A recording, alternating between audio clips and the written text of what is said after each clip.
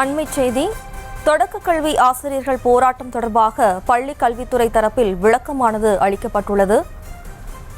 70% ஆசிரியர்கள் பணிக்கு வந்துவிட்டதாக பள்ளி கல்வித்துறை தரப்பில் தெரிவிக்கப்பட்டுள்ளது.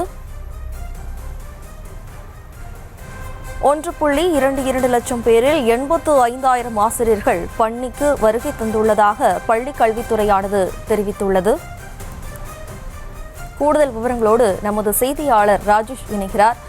வணக்கம் ராஜேஷ், பள்ளி கல்வித்துறை தரப்பில் விளக்கம் ஒன்று அளிக்கப்பட்டுள்ளது. இது தொடர்பான முழு விவரம்.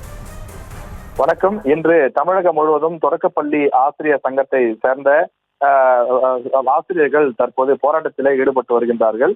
எனவே இந்த போராட்டத்தை பொறுத்தவரையிலே 30% ஆசிரியர்கள் மட்டுமே பங்கேற்றிருப்பதாகவும் 70% ஆசிரியர்கள் இன்றைய தினம் பள்ளிக்கு வந்திருக்கிறார்கள் என்றும் பள்ளிக்கல்வித்துறை சார்பில் அந்த அட்டெண்டன்ஸ் ரிப்போர்ட் என்பது நமக்கு கிடைக்கப்பட்டிருக்கின்றது.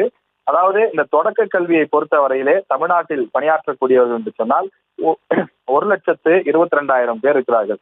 மிக சரியாக 1,22,343 ஆசிரியர்கள் பணியாற்றி வருகிறார்கள். இன்று வருகை புரிந்தவர்களுடைய எண்ணிக்கை 84,000 பேர். அதாவது 69.4% பேர் இன்றைய தினம் பணிக்கு வந்திருக்கிறார்கள். அனைத்து மாவட்டங்களிலும் தத்தமது பள்ளிகளுக்கு சென்று வழக்கம் போல பாடங்களை நடத்தியிருக்கிறார்கள். அதே நேரத்தில் 37,479 ஆசிரியர்கள் மட்டுமே இன்றைக்கு பணிக்கு வரவில்லை என்று பள்ளிக்கல்வித்துறை தெளிவுபடுத்தியுள்ளது.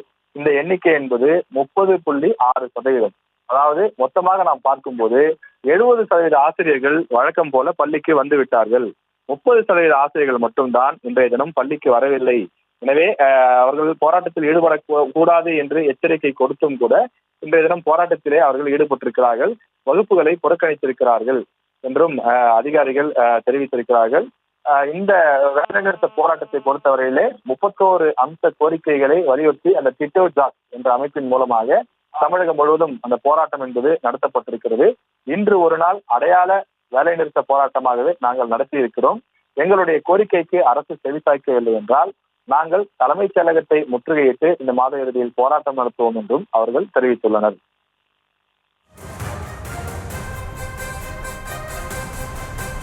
விவரங்களுக்கு நன்றி ராஜேஷ்.